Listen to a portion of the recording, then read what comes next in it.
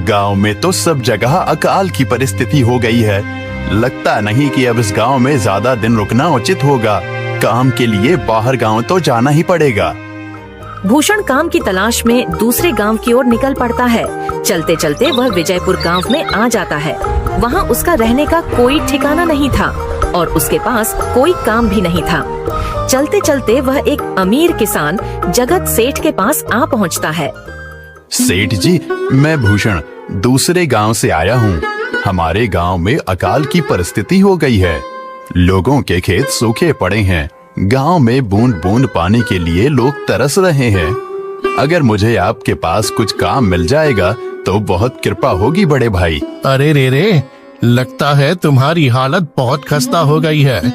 ठीक है, वैसे मेरे पास एक काम तो है, पर लगता नहीं कि तुम वो कर पाओगे। सेठ जी, आप चिंता ना करें। मुझे आप कोई भी काम दे सकते हैं। मैं वो काम पूरी मेहनत और ईमानदारी से करूंगा। अच्छा ठीक है भूषण, तो कान खोल कर सुन लो। मेरे पास 50 गायें और 50 भैंसें हैं। तुम्हें हर रोज इन जानवरों का गोबर निकालना होगा और रोज सुबह शाम उन्हें चारा पानी देना होगा। महीने के आखिर में तुम्हें इस काम के लिए 200 रुपए मिलेंगे। और हाँ, 2 वक्त का खाना भी हमारी तरफ से मुफ्त दिया जाएगा। बोलो, क्या तुम ये काम कर पाओगे? अरे बाप रे, 50 गाय और भैंसों को संभालना आसान काम नहीं है। पर अब मैं कुछ कर भी तो नहीं सकता और ऊपर से सेठ जी 2 वक्त का खाना भी दे रहे हैं। ठीक है सेठ जी, मैं ये काम कर लूंगा, पर एक विनती है। हाँ बोलो भूषण, क्या बात है? सेठ जी, अगर आपको समस्या ना हो तो क्या मैं आपके गायों के साथ गौशाला में रह सकता हूँ? सेठ जी, मैं इस गांव में नया हूँ। मेरा रहने का कोई ठिकाना नहीं है। जग्गा सेठ थोड़ी देर तक सोचता है और भूषण को ऊपर से नीचे तक देखने के बाद उससे कहता है, ठीक है भूषण, तुम गौशाला में रह सकते हो। जी धन्यवाद सेठ जी। तब से भूषण गौशाला में रहकर अपना काम करने लगता है। वह रोज जल्दी उठकर गाय और भैंसों का गोबर निकालता, उन्हें चारा डालता और समय पर पानी भी पिलाता था। हर रोज भूषण अपना काम ईमानदारी और पूरी मेहनत से करता था। जगत सेठ को भी भूषण का काम बहुत पसंद आने लगा, क्योंकि वह अपना काम सफाई से करता था।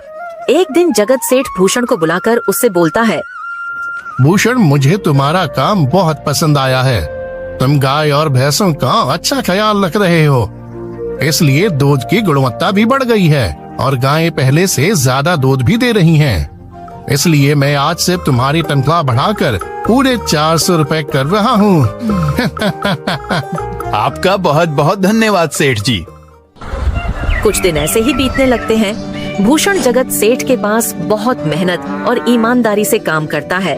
धीरे धीरे भूषण के पास अच्छा खासा रुपया जमा हो जाता है, जिससे वह अपने लिए छोटा सा रहने लायक एक कुटिया बनवा लेता है। उस गौशाला में सोकर तो नाक से गोबर की गंध अभी भी नहीं जा रही। अब आखिरकार मुझे अपने घर में चैन से सोने को तो मिलेगा। तब से भूषण जगत सेठ के पास गौशाला में काम करने आता और 2 वक्त का खाना खाकर अपने घर सोने के लिए चला जाता था। कई साल ऐसे ही बीत जाते हैं। भूषण की मेहनत के कारण उसके पास अच्छा खासा रुपया जमा हो जाता है। एक दिन भूषण जगत सेठ से बोलता है, सेठ जी, आजकल गांव में चोरी की समस्या बहुत बढ़ गई है और मेरे पास कुछ रुपए भी जमा हैं जो मैंने अपने घर में रखे हुए हैं, पर मुझे उन पैसों की चोरी की चिंता हो रही है। आपको तो पता है कि मैं दिन भर आपके पास ही काम करता हूँ और सिर्फ रात में ही घर सोने जाता हूँ, इसलिए मुझे रोज उन पैसों की चोरी की चिंता सताती है। हाँ भूषण, तुम बात तो बिल्कुल सही कह रहे हो।